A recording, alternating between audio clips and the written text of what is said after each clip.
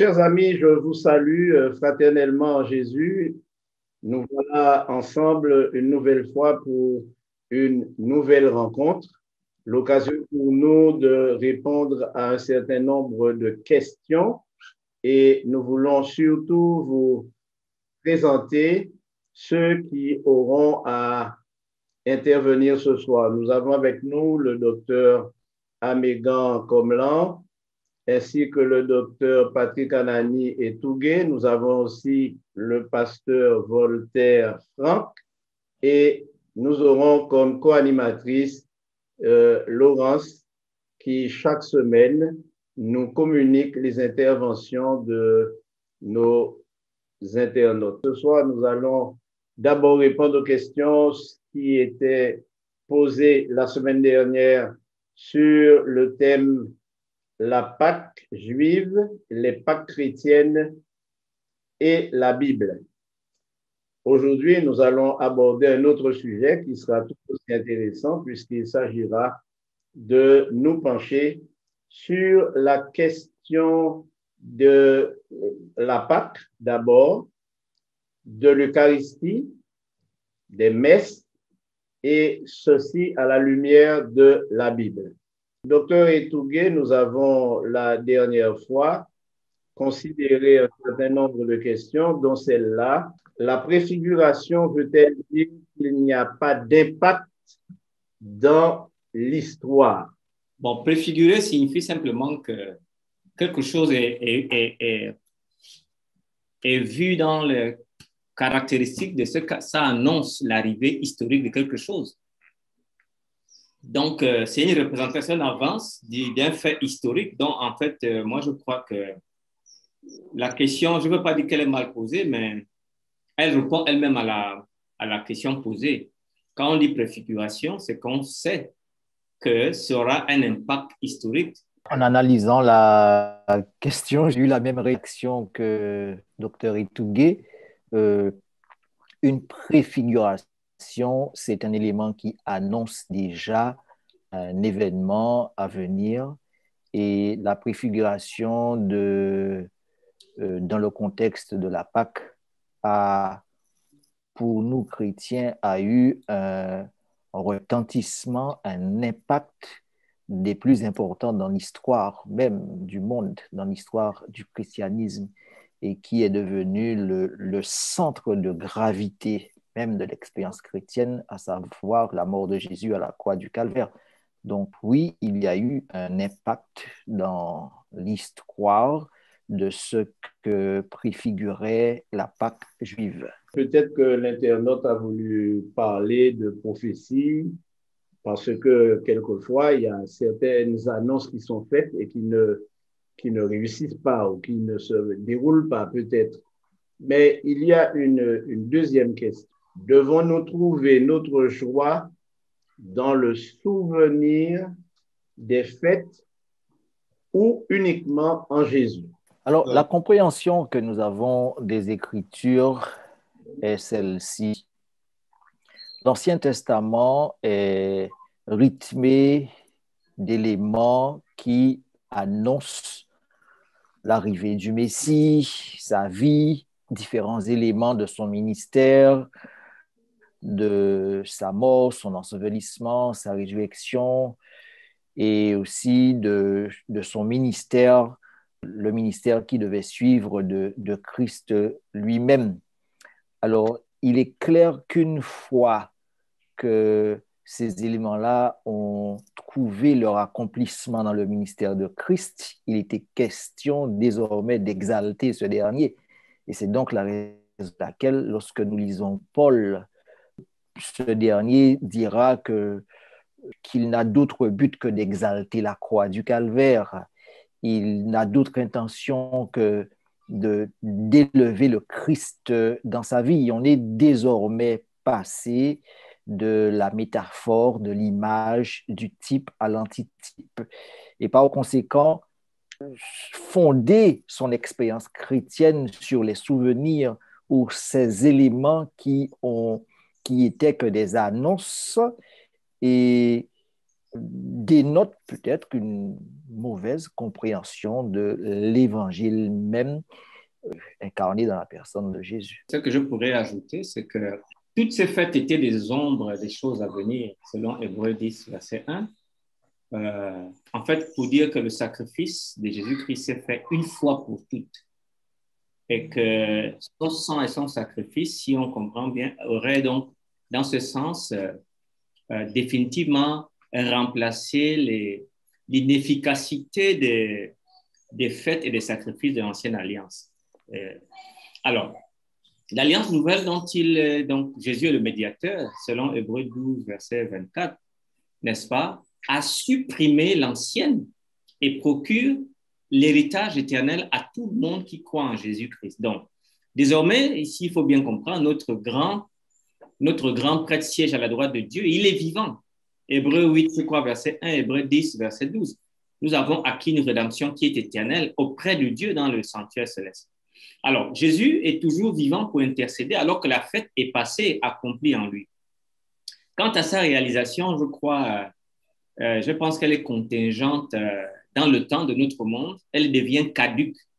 Le sacrifice de Jésus-Christ est toujours présent dans le nouveau monde parce qu'il est rentré pour être l'offrande éternelle auprès du Père. Donc, c'est ça, je pense qu'il est bien de dire que c'est en Christ que toutes les bénédictions que Dieu a voulu faire à son peuple sur la terre se manifesteraient et non sur le passé des fêtes. Alors, ceci paraît bien clair, mais la troisième question nous interpelle de la manière suivante. Comment Jésus veut-il que nous fêtions le salut à travers ces fêtes? Je pense qu'il s'agit de la Pâque et des 7 fêtes dont on a parlé, qui étaient réduites, je crois, à 3 fêtes selon Dr Anani. Parce que tu sais, les 3 fêtes dont je parlais, c'est parce que c'était les 3 fêtes principales dans lesquelles les hommes devaient aller 3 fois par année au temple. Mais c'est vrai que tu as noté qu'il y en avait 7. Alors, Jésus veut, enfin Dieu, le Père, si on lit 1 Corinthiens chapitre 1, verset 30, on dit que Christ a été fait pour nous, rédemption, justice, rédemption. Donc, tout ce que Dieu a voulu faire pour bénir les hommes, il a mis en Christ. Alors, s'il faut encore faire les fêtes, comme je l'ai dit tantôt, qui sont devenues caduques, je trouve cela étrange de voir maintenant dans l'église du Gabon, par exemple, vous voyez des pasteurs protestants qui vont en Israël, qui amènent des cornes de buffle, qui amènent la kippa, qui amènent les habits des Juifs, mais qui ne gardent pas le sabbat. Tu vois, la fête la plus importante que Dieu a laissée, qui sont dans les 10 commandements, tout le monde l'ignore. Mais les gens prennent la Pâque. Parce que, rappelez-vous, on a dit l'émission de la dernière fois, que le sabbat est d'abord également une fête. Et c'est cette fête-là qui est une fête hebdomadaire par laquelle nous allons vers la rencontre de Dieu pour une préparation à l'éternité. Cette fête, elle est mise de côté. Les gens veulent rester la Pâque qui, elle, est accomplie en Christ. La Pentecôte qui, elle, est accomplie dans le don du Saint-Esprit. Donc, vous voyez, donc, je pense qu'il y a un problème de fond que nous devons peut-être essayer de régler avec nos frères protestants pour leur dire que mais tout est en Christ. Maintenant, ce qui reste, il y a un repos du sabbat pour le peuple de Dieu selon Hébreux chapitre 4. Cette fête-là, moi, je pense que Dieu veut que nous nous penchions sur le sabbat et voir la portée de ce que le sabbat nous permet en termes de préparation pour l'éternité. Mais cela est mis de côté par pratiquement tout le monde. Évidemment, le sabbat n'est pas mis en cause dans cette rencontre, puisqu'il était question de considérer la Pâque, mais il est bon de souligner que le sabbat fait partie des fêtes qui devraient être célébrées. Mais j'observe que dans le monde chrétien, c'est peut-être la fête qui est la plus honnie, celle dont on voudrait qu'elle soit abolie. Et beaucoup de chrétiens disent qu'on ne devrait pas observer le sabbat de nos jours. Qu'est-ce que vous leur répondez? Jésus lui-même qui est peut-être pasteur, je parlerai après, peut-être pasteur Voltaire. Ou... Merci, docteur Etougué. Il est clair que la parole de Dieu crée un distinguo entre cette fête hebdomadaire qu'est le sabbat et ces fêtes cérémonielles dont il est fait mention dans Lévitique chapitre 23. Essentiellement, on a toute la liste des 7 fêtes. Et lorsque dans le texte biblique, certains avancent le texte biblique disant que nul ne vous juge au sujet des fêtes, etc. Il est question, bien sûr, là, des fêtes cérémonielles et non du sabbat, qui est une institution établie depuis l'origine des temps. Hein. On retrouve cet élément qui apparaît dans le récit de la création. Les autres fêtes, par contre, elles apparaissent à l'époque de l'alliance que Dieu établit avec son peuple dans le désert.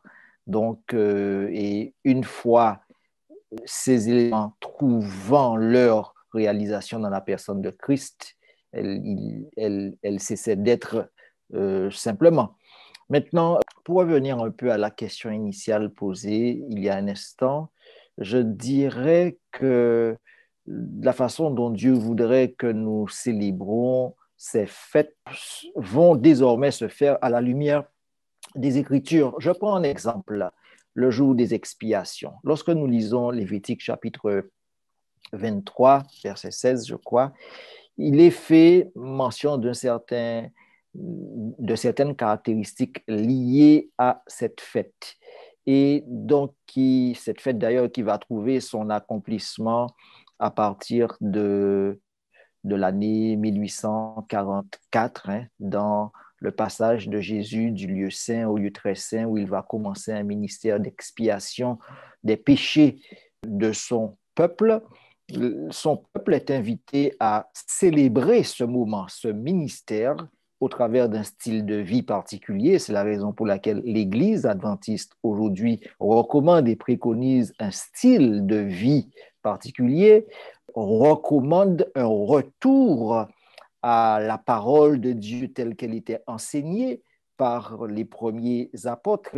Et je fais référence ici là à Apocalypse chapitre 14, craignez Dieu et donnez-lui gloire, car l'heure de son jugement est venue. Et c'est un retour à l'adoration primitive, aux valeurs premières. Donc, ce sont là les éléments qui devraient caractériser la vie de ceux qui célèbrent aujourd'hui cette grande fête, par exemple.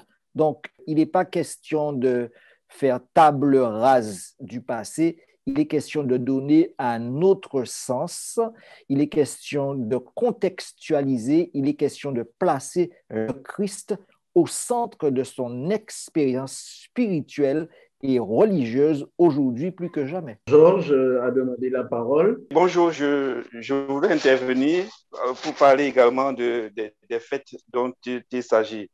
Je ne vais pas revenir sur ce qui a été dit sur le fait que bon, c'est des fêtes que Dieu a préconisées dans l'Ancien Testament, mais j'aimerais un peu quand même faire allusion à la confusion qu'on a toujours eue, et voilà même pourquoi on trouve que les fêtes ne doivent plus être appliquées, et à raison, parce qu'elles ne doivent plus être appliquées, et à raison, parce que le peuple juif a fait son temps et que toutes ces fêtes-là trouvaient leur accomplissement en Jésus. Mais est-ce qu'on a vraiment réfléchi sur ce que ça veut dire l'accomplissement en Jésus? Est-ce qu'on a réfléchi sur ça? Pourquoi est-ce que Dieu peut-il donner des rencontres si solennelles pour que tout ça s'arrête avec Jésus? Alors que son peuple doit continuer à vivre l'évangile jusqu'à ce que Jésus vienne. Donc, moi, est-ce qu'on ne fait pas une confusion entre l'attitude que le peuple de Dieu doit avoir, le rituel et l'esprit de la fête et l'esprit de la solennité? Parce que à quoi ça sert de vivre un évangile de paix si le monde ne voit pas ce que vous faites? L'objectif des fêtes était également que le monde d'alentour comprenne que Israël a un Dieu et voici comment il célèbre son Dieu. Même si le rituel, on ne le fait plus aujourd'hui, vous ne croyez pas qu'on doit célébrer les baptêmes? Vous ne croyez pas qu'on doit célébrer la confession, le pardon? Vous ne croyez pas qu'on doit célébrer, comment je peux dire, toutes les fêtes, les saintes que nous avons? Est-ce que nous manquons d'occasion de célébrer l'Éternel, de rendre cela solennel? Même le mariage, vous ne croyez pas qu'on peut avoir des rencontres, les 10 jours de prière que nous faisons souvent, les 10 jours, chaque fois que l'année commence? Est-ce que ça ne peut pas finir par une fête? C'est l'idée qui est derrière. Donc, le problème, c'est qu'aujourd'hui, parce que les Juifs sont ce qu'ils ont fait ceci et que c'est l'homme des choses à venir, on a tout jeté, croyant que ça pourrait nous poser un problème de... Non, Moi, je crois qu'aujourd'hui, le peuple de Dieu doit continuer à être joyeux comme dans le passé. Et les occasions de joie, nous les avons et nous pouvons les rendre solennelles avec ces fêtes-là. Et par ailleurs, j'aimerais rappeler que les fêtes-là sont des étapes du plan de la rédemption du peuple de Dieu. Quand Jésus est monté, il y a eu la Pentecôte quand même, non? Il y a eu les trompettes. Et il y a eu le Yom Kippour. Et après, il y aura la fête des demeures. C'est-à-dire que Jésus, avec ses élus, pour toujours. Donc, ça vient avec le retour. Donc, toutes ces fêtes-là s'accomplissent dans le plan de la rédemption. Ce sont les étapes du plan de la rédemption. Donc, moi, je crois que nous gagnerons beaucoup à réfléchir pas sur ce qu'on ne peut plus faire, mais sur comment est-ce qu'on doit améliorer la vie chrétienne, la vie du peuple de Dieu, de sorte que le peuple de Dieu soit joyeux en vivant tous ces sacrements que Dieu a permis que nous ayons en tant que peuple. Je crois que c'est ça qui manque. On parlait l'autre jour de Sainte-Seine, comment la Sainte-Seine se célèbre. Est-ce qu'il ne faut pas mener une réflexion sur la façon dont nous devons la célébrer? Moi je voudrais simplement dire qu'on ne fait pas de la théologie ou bien peut-être de la compréhension en accusant les uns ou les autres font bon, les autres ne font pas bon. Je voudrais dire à Frère Georges que moi-même et toi-même, nous sommes une fête, nous sommes une lettre vivante. J'ai envoyé un texte de Jean 15:8 qui dit « Si vous portez beaucoup de fruits, c'est ainsi que mon Père sera glorifié, que vous serez mes disciples. » On n'a pas besoin nécessairement d'une fête pour pouvoir glorifier Dieu, mais on a simplement besoin de vivre Jésus-Christ. Bon, si quelqu'un, Patrick, Georges, veut fêter la fête, qu'il la fête. Le problème vient dans le christianisme toujours quand quelqu'un accuse l'autre que tu dois fêter. C'est ça mon problème. Chacun se sent libre. Mais le plus puissant témoignage en faveur de Dieu et de sa joie, parce que dans mon propos, j'ai dit toutes les bénédictions que Dieu avait pour le peuple, Dieu les a mis en Christ. Mais maintenant, c'est vrai, tu peux te dire que bon, ça ne veut pas aussi perclure le fait de faire ces fêtes physiquement. OK. Mais le grand problème, c'est de juger celui qui pense que c'est inutile. Donc, chacun peut penser ce qu'il veut. Tu es chez toi, tu es un père de famille. Quand la Pentecôte arrive, tu fais la fête. Je connais des gens adventistes, quand le sabbat arrive, ils prennent le vin, ils prennent le pain et ils font la bénédiction, la baraka sur ça. C'est très beau.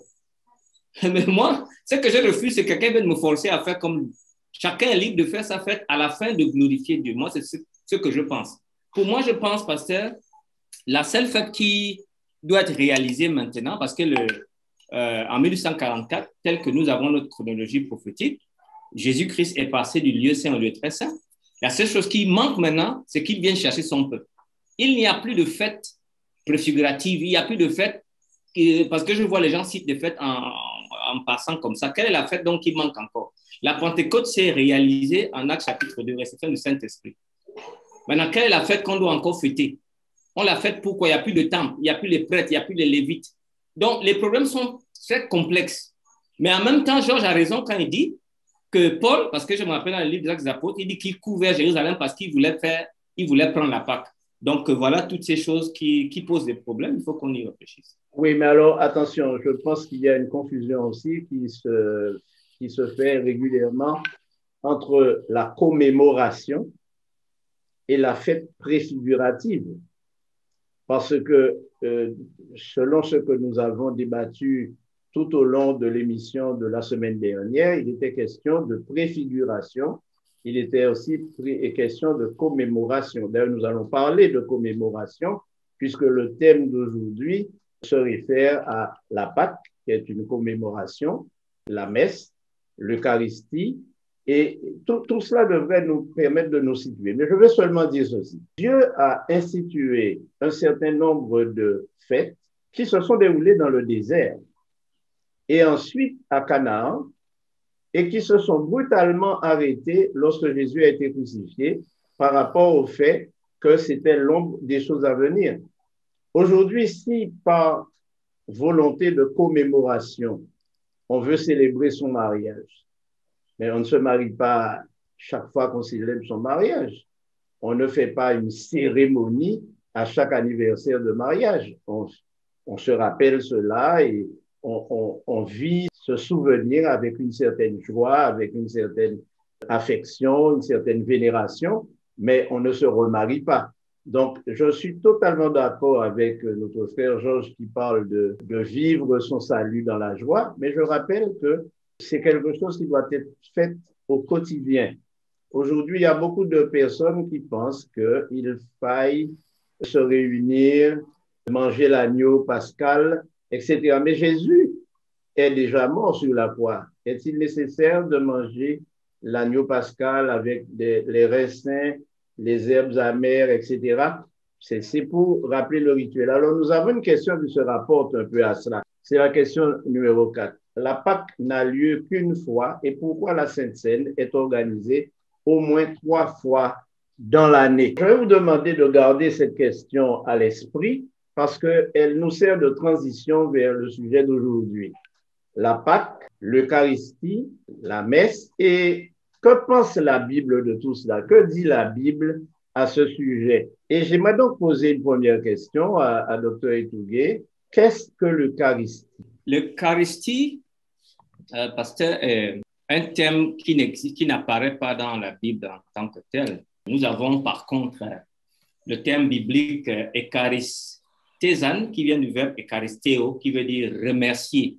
Donc, quand on dit il rendit grâce, c'est ce que la Bible latine traduit par gratias. Le mot eucharisteo, eucharisteas, apparaît 54 fois dans les Saintes Écritures, en commençant par la multiplication des pains de 4000 par Jésus dans Matthieu 15, verset 36, je crois, où il dit « il rendit grâce ». Mais dans Matthieu 26, 26, Jésus utilise 2 termes synonymes. Il rend par « elegeos » pour dire « remercier ». Donc, l'Eucharistie, enfin, Eucharistéo dans la Bible signifie remercier Dieu, généralement avant un repas. Alors, dans le texte de Paul, dans 1 Corinthiens 11, à partir du verset 24, Paul consacre donc les paroles de Jésus en disant qu'il a reçu du Seigneur, que la nuit où il fut livré, il rendit grâce. Il rendit grâce. Donc, c'est ça l'Eucharistie. Mais maintenant, telle que nous la connaissons aujourd'hui, l'Eucharistie est une doctrine catholique qui n'apparaît pas avant le 4e siècle après la mort de Jésus-Christ. Il n'y a pas donc dans le Nouveau Testament une doctrine organisée, n'est-ce pas?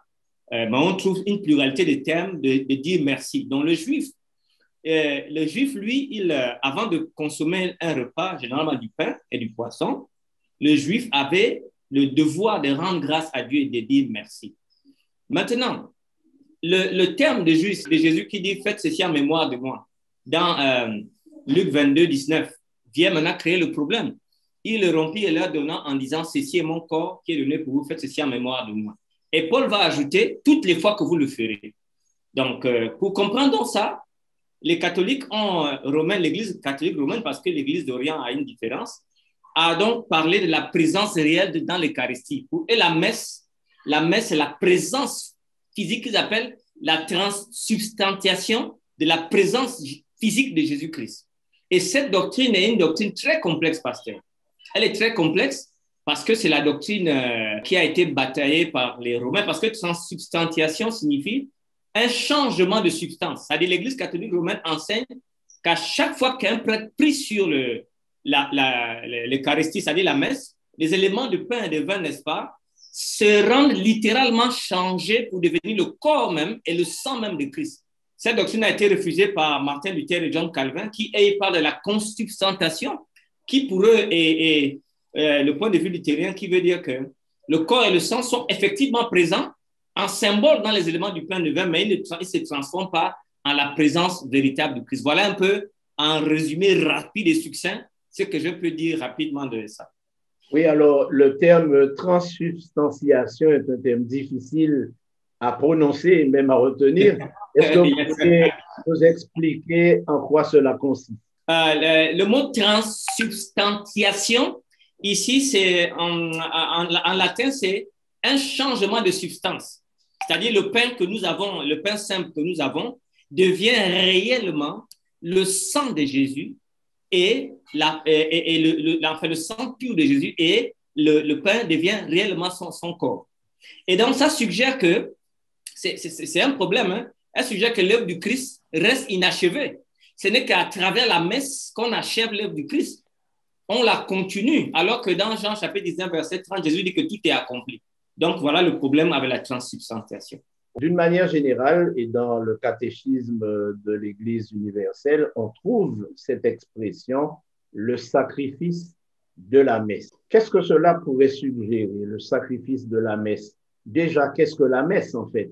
La messe, c'est justement cette Eucharistie-là qui a été transformée en un sacrifice non sanglant. Voilà donc le principe sur lequel repose la transubstantiation est évidemment un principe babylonien. C'est un rite païen qui a été introduit par l'Église à partir du 6e, 7e siècle. C'est vraiment quelque chose de fantastique que l'Église a fait. La messe, donc, c'est un sacrifice non sanglant qu'ils appellent également l'hostie. Et c'est très, très, très magnifique de voir comment cela s'est passé. Donc, c'est un sacrifice non sanglant qui se retrouve dans le gâteau, pasteur. Tu vois, quand il te donne le gâteau, là, c'est dans ce sacrifice non sanglant, ça devient partie de la messe. Si je comprends bien, l'hostie représente le corps de Christ. Voilà. Et qui se transforme en de la chair lorsqu'il est ingurgité. C'est-à-dire, lorsque l'hostie est entrée dans la bouche, la croyance veut que le corps du Christ devient effectif dans l'estomac du chrétien. Cela signifie que le chrétien mange d'office le corps de Christ lorsqu'il mange l'hostie. Alors, quelle est la différence entre le sacrifice de la messe, par exemple, et ce que Jésus-Christ a fait en commémoration? Pasteur, est-ce qu'on pourrait savoir quelles sont les séquences que Jésus-Christ a suivies et comparer ces séquences avec la messe? Il y a une différence notoire entre le sacrifice réalisé par le Christ à la croix du Calvaire et ce dit sacrifice non sanglant que l'on trouve à la messe. Alors, il faut faire remarquer une chose. Dans un premier temps, à la croix du Calvaire, c'est Christ lui-même qui souffre. Certes, il a été massacré par les Romains, il a porté le péché de l'humanité, mais il souffre volontairement en lien avec la volonté de son Père. Il met sa volonté entre les mains de son Père et ce sacrifice est réalisé. Dans le sacrifice de la messe, pouvoir est donné à un être ordonné, c'est-à-dire le prêtre, afin de sacrifier le Christ, ou encore afin de transformer le pain de la matière en Dieu. On a l'impression, quand on lit le texte de près, de faire un retour dans l'histoire, c'est-à-dire de retourner dans l'idolâtrie.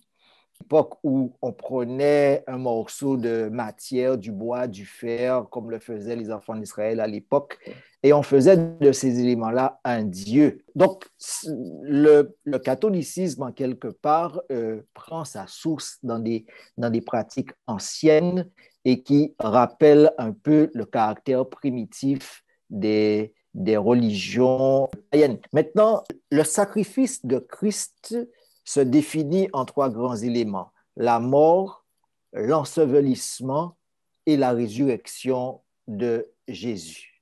La mort, l'ensevelissement et la résurrection de Jésus. Jésus met ces 3 éléments au bénéfice de celui qui place sa foi en lui, et par la grâce, par la foi, il se l'approprie et donc entre au bénéfice du salut. Dans le sacrifice non sanglant de la messe, vous n'avez pas ces éléments-là. Vous n'avez pas l'ensevelissement. Vous n'avez pas la résurrection. D'ailleurs, vous n'avez même pas la mort de Christ, parce que c'est déjà un sacrilège, c'est déjà un affront premier que de comparer le corps même de Christ à de la substance matérielle. Et s'il faut même aller plus loin, je dirais même que c'est une atteinte qui est faite directement au ministère de la Trinité. Celui que Dieu a prévu comme son représentant sur terre aujourd'hui n'est autre que la 3e personne de la divinité, le Saint-Esprit, qui est là afin de représenter Jésus sur terre Et en en s'adressant à Dieu, le Saint-Esprit prend le relais et rend effectif les bénédictions de Dieu dans nos vies. Par conséquent, le salut, on l'obtient par la foi. Maintenant, lorsque l'on mange, on n'est plus dans la démarche de foi.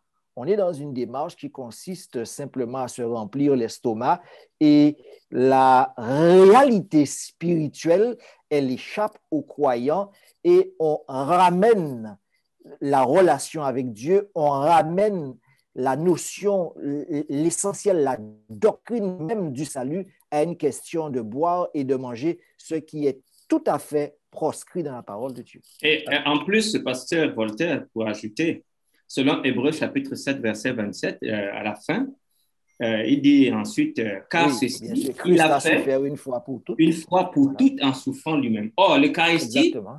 l'Eucharistie ici prolonge à travers la messe le sacrifice de Jésus-Christ. C'est-à-dire qu'il est présent. Il est présent comment? Est-ce qu'il est présent comme un sacrement ou comme... il est présent comment? Les catholiques romains ont donc conclu que dans la messe, le sacrifice de Jésus-Christ est méritoire. Ouais? Donc, son sacrifice ne finit pas. C'est une représentation en mémorial, mais en présence. Et donc, c'est là où il y a le problème. Comment nous comprenons la présence de Christ? Faites ceci en mémoire de moi. Donc, c'est là où il y a toute la délicatesse, où les gens comme les Zwingli, les Luther ont nié l'aspect sacrificiel de la messe, du moins l'idée de sacrifice propitiatoire. Est-ce que la messe a une valeur propitiatoire? À ce moment donné, pasteur, tu as raison, parce que là, maintenant, elle remplace même le Christ dans la vie des gens.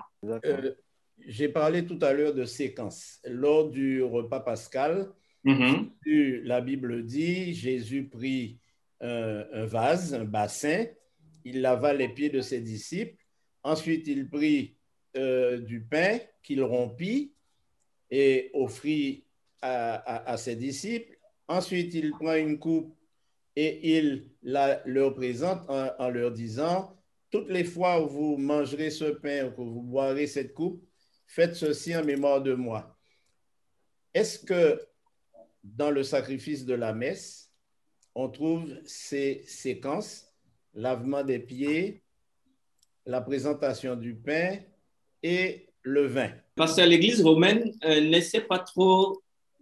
pas trop développé ces séquences. Pour eux, la messe accompagnée de ces vêtements colorés, de ces cérémonies, est une reproduction, n'est-ce pas, dramatique, sans effusion de sang, du sacrifice du Christ au calvaire. Alors pour eux, Jésus s'est offert lui-même dans son corps et son sang comme un don pour le salut. Donc, en fait, c'est là où ils mettent toute l'emphase. Ils mettent cette emphase. Donc, la seule église, il me semble, qui fait le lavement des pieds avant de prendre le mémorial de la Sainte Seine, c'est l'église adventiste. Je ne sais pas de mémoire, je n'ai jamais vu une autre église, soit protestante ou anglicane. Je ne sais pas, bon, peut-être que c'est moi, mon ignorance qui est là, mais bon, je pense que nous sommes les seuls à pratiquer ça.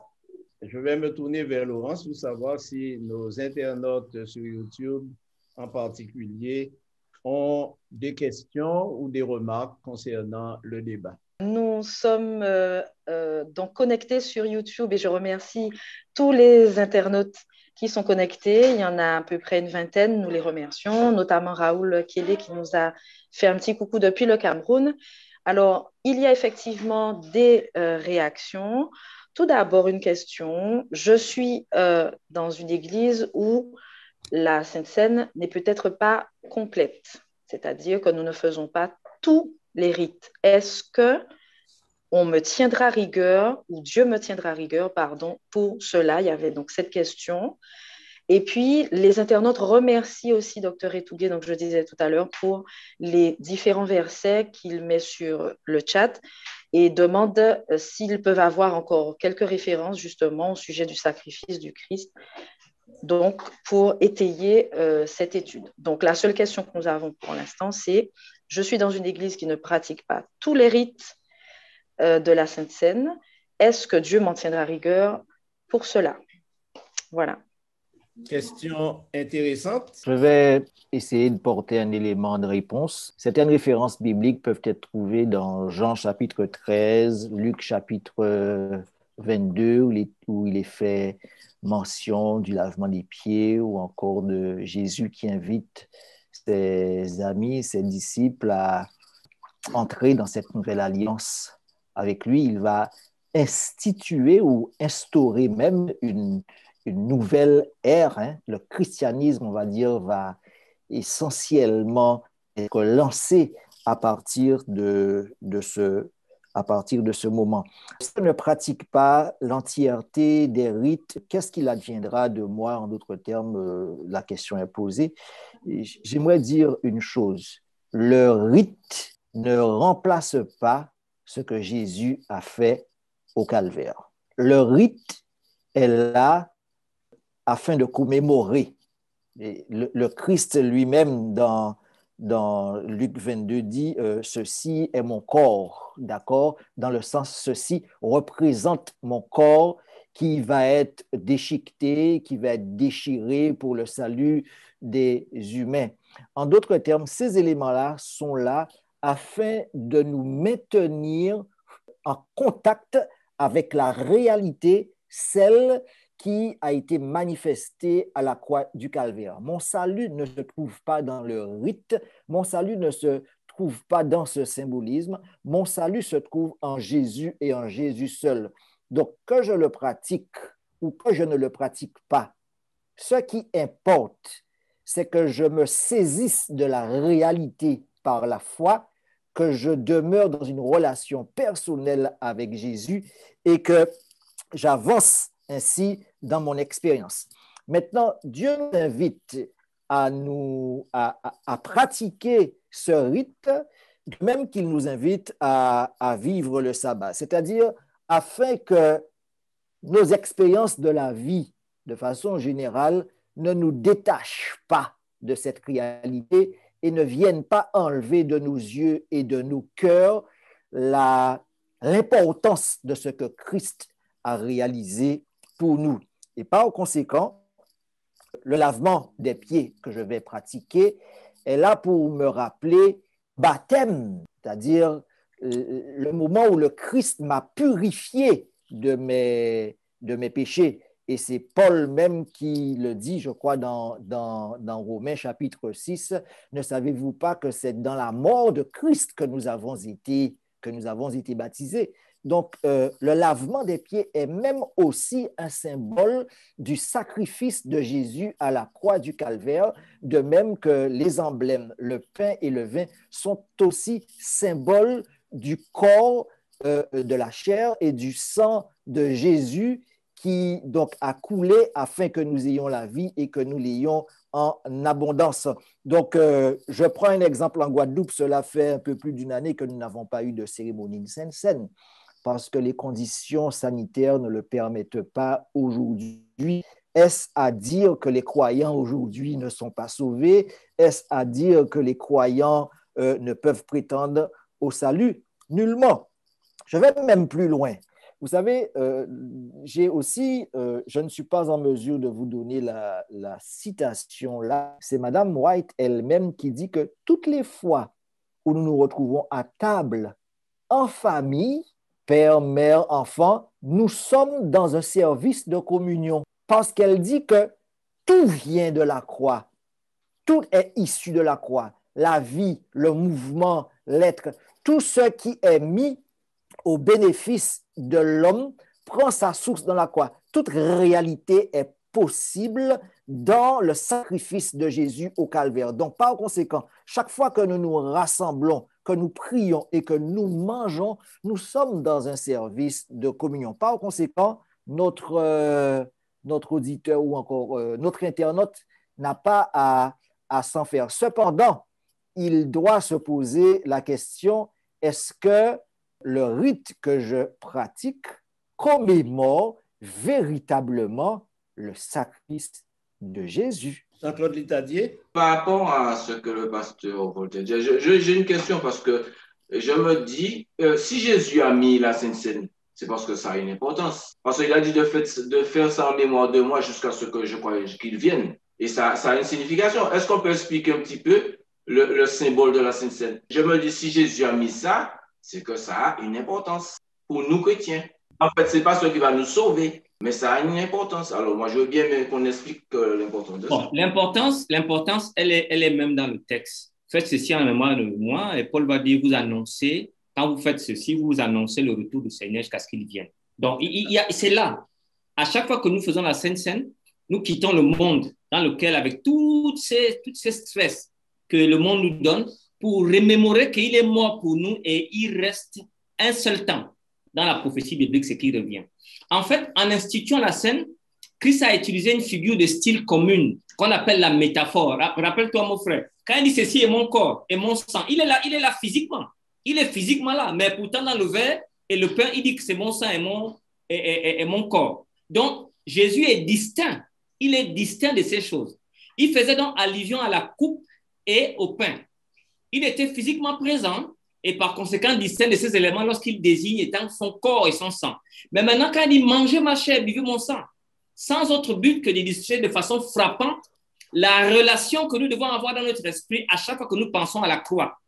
Il faut manger la croix. Il y a des chrétiens qui préfèrent avoir peur de Satan que d'aimer Jésus-Christ. Donc, je répète, mon point de vue, c'est que dans 1 Corinthiens 1:30, le texte dit il a été fait pour nous sagesse, justice, sanctification et rédemption. Tout ce que Dieu a voulu donner aux Juifs, il a mis en Christ. Toutes les bénédictions sont en Christ. Donc, Jésus avait un but bien précis et pourtant, Jésus aurait exigé sur cette interprétation de dire que la transsubstantiation était ce qu'il entendait. Bon, pour moi, je vais parler de cela. Revenons à la question. La Pâque n'a lieu qu'une fois et pourquoi la Sainte Seine est organisée au moins 3 fois dans l'année? Je suppose que c'est dans certaines églises. Pourquoi la Sainte Seine, elle est réalisée au moins 3 fois dans l'année?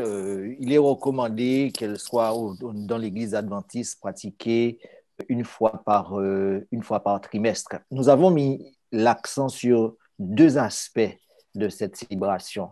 Elle est à la fois commémorative, donc elle rappelle un événement du passé, d'accord? Et elle est à la fois préfigurative, elle rappelle aussi un élément à venir. L'élément du passé, c'est la mort de Jésus à la croix du Calvaire. L'élément à venir, c'est le retour de Jésus sur les nuées très bientôt. Pasteur Roger, est-ce que tu peux reprendre la question, s'il te plaît? Parce que...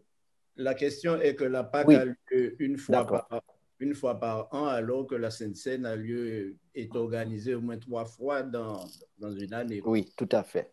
OK. Alors, il faut partir d'un élément fondamental de la permanence du sacrifice de Jésus. Alors, comme cela a été rappelé tout à l'heure par Dr. Etougué dans Hébreux chapitre 9, verset 28, le Christ a été offert une fois pour toutes. D'accord? C'est-à-dire qu'il n'y a pas lieu désormais de perpétuer, de réaliser un sacrifice comme cela est fait dans le cadre du rituel catholique. Le Christ est mort une fois pour toutes et sa mort a un effet rétroactif, c'est-à-dire que ceux qui sont morts depuis Adam jusqu'à Christ entrent au bénéfice de ce salut et ceux qui vont vivre par la suite après le sacrifice de Jésus vont aussi entrer au bénéfice de ce salut. Et par conséquent, toutes les fois où nous pouvons nous rappeler de la permanence de ce sacrifice, bien, nous pouvons commémorer. Il n'y a aucune indication dans la Bible qui marque un rythme particulier qui devrait être suivi afin de rappeler le sacrifice de Christ. Ce sacrifice nous donne accès à l'éternité, nous donne accès aux joies du salut dès lors que nous plaçons notre confiance en Christ. Maintenant, afin que cet élément, et je parle bien de la philosophie derrière la pratique au sein de l'Église adventiste, s'il fallait réaliser ce rite trop régulièrement, il perdrait bien sûr de son importance et ce rite même prendrait la place du sacrifice de Christ. D'ailleurs, c'est ce qui s'est réalisé au sein de l'Église catholique. Donc, maintenir un élément afin de commémorer, maintenir un élément afin de préfigurer. Et le rythme proposé dans l'Église adventiste, c'est celui d'une réalisation une fois par trimestre. le temps pour l'être de qui se serait égaré, qui aurait dévié de la voie de Christ, de revenir, de se rappeler du sacrifice de Jésus, de renouer sa relation avec lui, de renouer dans sa relation avec ses semblables et de repartir de plus belle dans son expérience chrétienne. J'aimerais aussi rappeler qu'il y a une différence entre la commémoration de la Pâque qui, selon l'histoire biblique, se réfère à la délivrance du peuple d'Israël d'Égypte, et la Sainte Seine, c'est-à-dire cette petite cérémonie que Jésus introduit à l'intérieur du repas qu'il prend, du repas pascal qu'il prend avec ses disciples. Il y a une différence entre cette commémoration d'une délivrance physique du peuple d'Israël et de la délivrance du péché réalisé par la mort de Jésus, qui d'ailleurs va suivre le repas. Alors, peut-on dire, messieurs les spécialistes, peut-on dire que la Sainte Seine est une commémoration au lieu d'être une fête? Tout à l'heure, Pasteur a expliqué qu'elle a deux aspects. Elle est prospective, c'est-à-dire qu'elle regarde vers le retour de Jésus-Christ, parce que le texte de 1 Corinthiens chapitre, je crois, 11, verset 25 dit « Toutes les fois que vous faites ceci en mémoire de moi », ainsi de suite. Et verset 26, « Toutes les fois ». Alors, elle est prospective parce qu'elle annonce le retour de Jésus, mais elle est aussi rétrospective parce qu'elle se cadre dans la prophétie de Jésus-Christ. Christ, notre Pâque, a été immolé selon 1 Corinthiens chapitre 5, verset 7.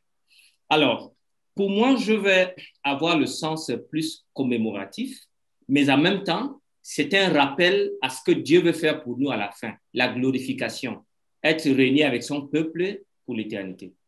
Il y a une question qui vient tout juste à l'esprit, est qui doit participer à la scène? Nous avons plusieurs exemples.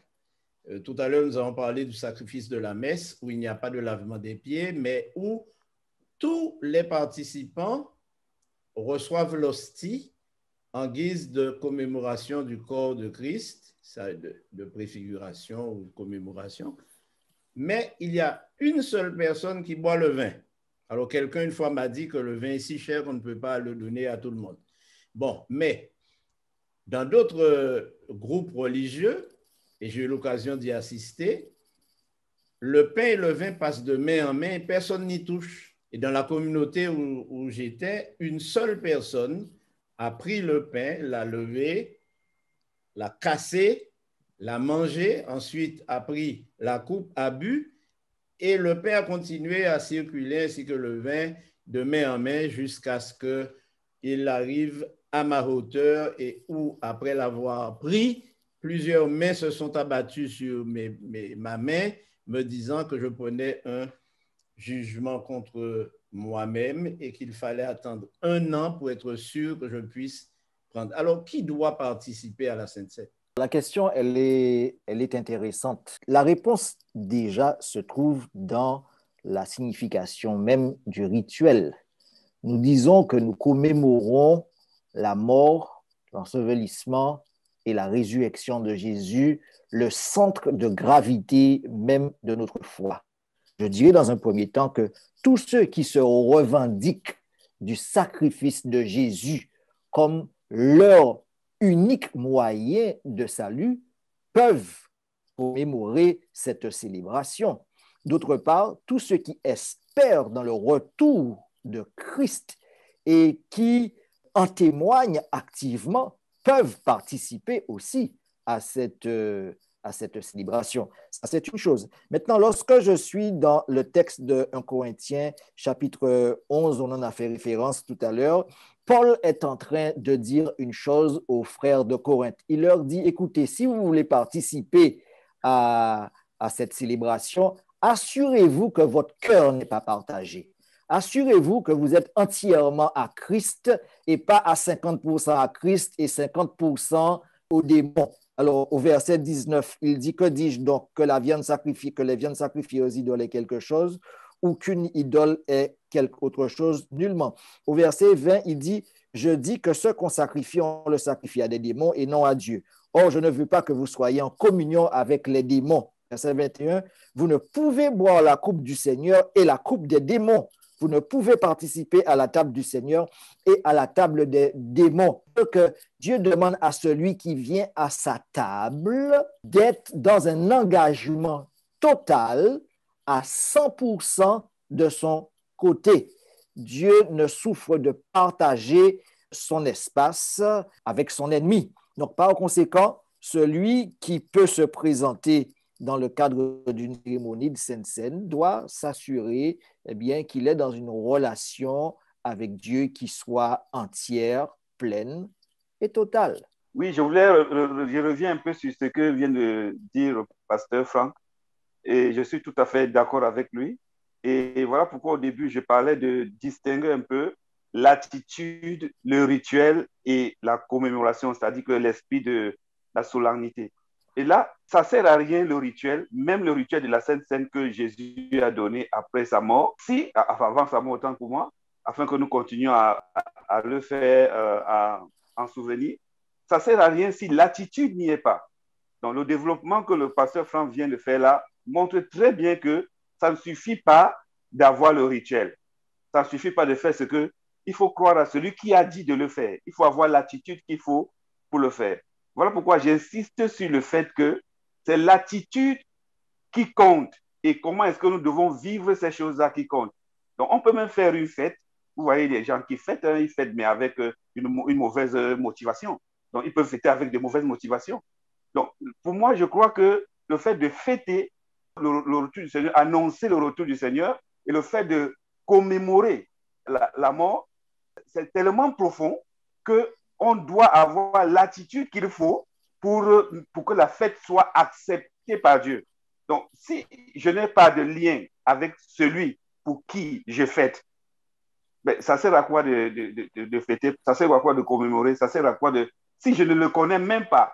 Donc, moi, je crois que celui qui sait qui est Christ, qui a une vie avec lui, peut commémorer, quel qu'il soit. Bon, le plus souvent, on dit souvent que celui-ci n'a pas lavé les pieds, si on ne peut pas lui laver les pieds, ce n'est pas la peine qu'il approche la table. Donc, je ne sais pas si vous connaissez ces choses-là dans vos communautés.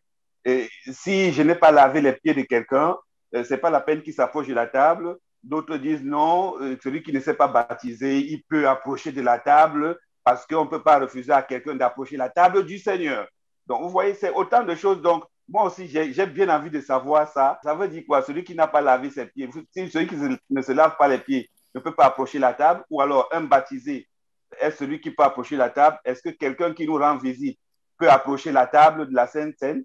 Moi aussi, j'aimerais savoir. Il me semble que Jésus avait répondu à cette question en disant qu'il était suffisant de se laver les pieds et au lieu d'être baptisé chaque fois qu'on aurait commis une faute. Justement, c'est la question que j'allais poser parce que lorsque Jésus a fait la Sainte Seine, il y avait Judas. Je ne sais pas si Judas était là, mais je sais que Pierre, tout ça, ils n'étaient pas en harmonie les uns avec les autres. Il y avait de ceux qui avaient demandé pour être premiers, celui-là avait demandé ceci, cela. Ils n'étaient pas en harmonie. Et pourtant, Jésus a fait la Sainte Seine avec eux pour leur montrer quelque part qu'ils devaient être humbles, ils devaient apprendre à s'aimer et tout ça.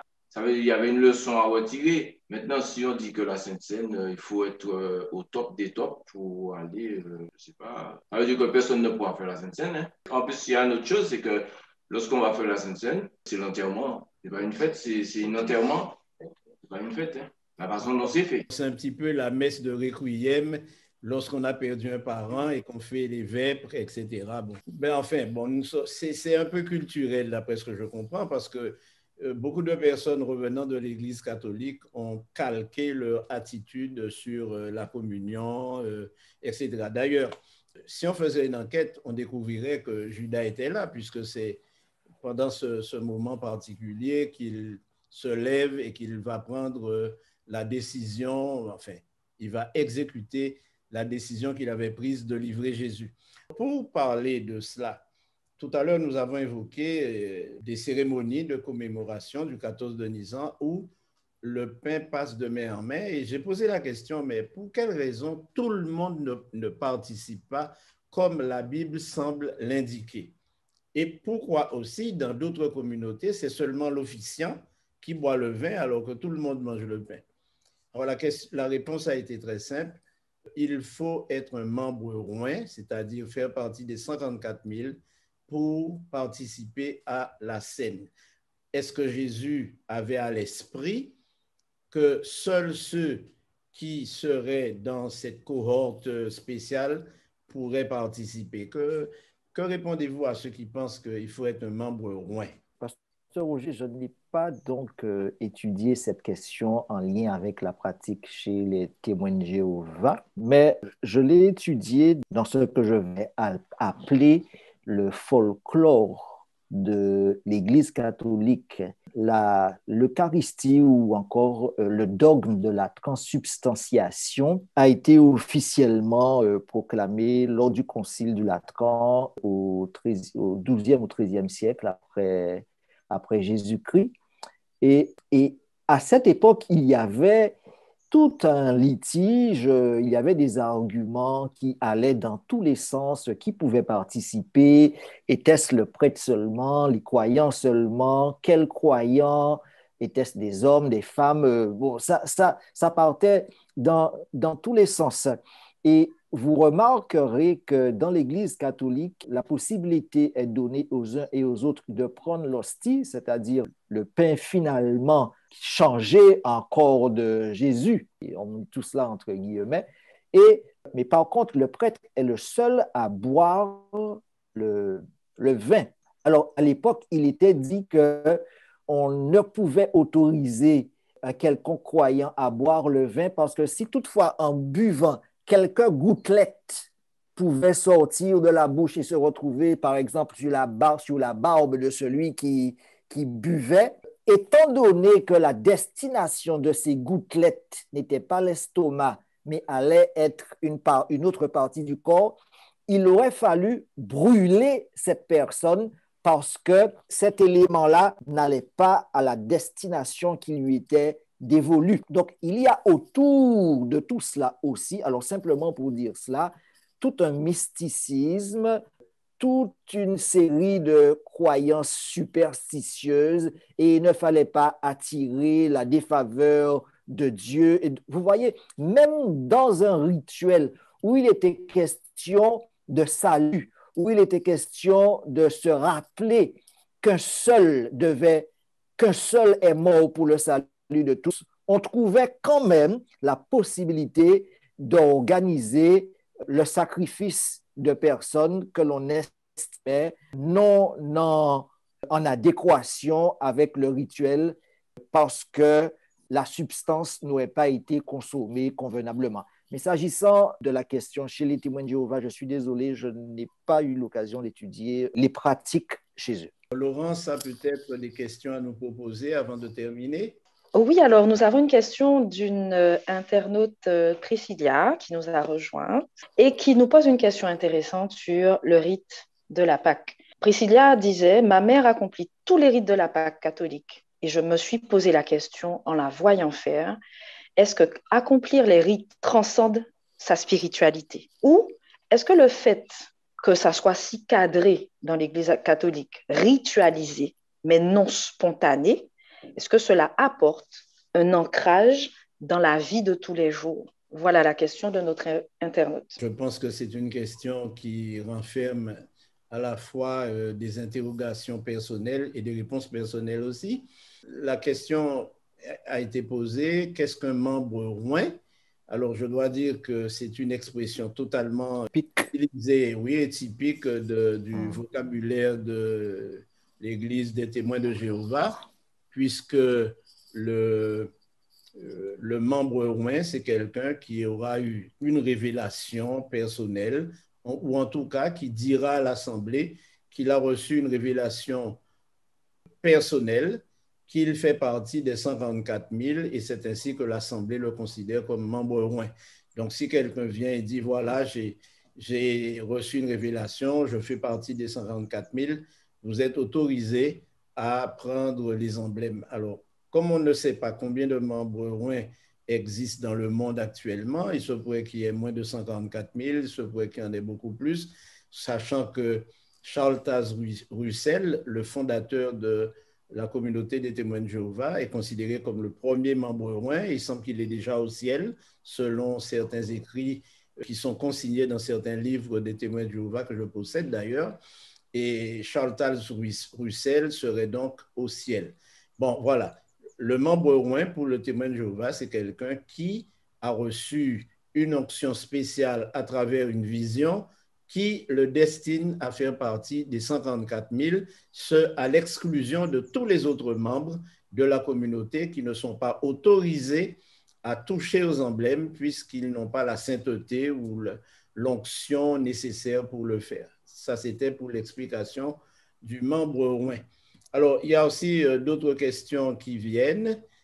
Qui peut prendre la Sainte Seine? Je crois que nous avons déjà répondu à cette question, puisque nous disions que tout le monde peut prendre la Sainte Seine, pourvu que cette personne remplisse une condition essentielle, c'est d'être en Jésus, de croire en son salut et penser que sa relation avec le Seigneur est une relation correcte, puisque personne ne peut juger le cœur de quelqu'un. Donc, qui peut prendre la Sainte Seine?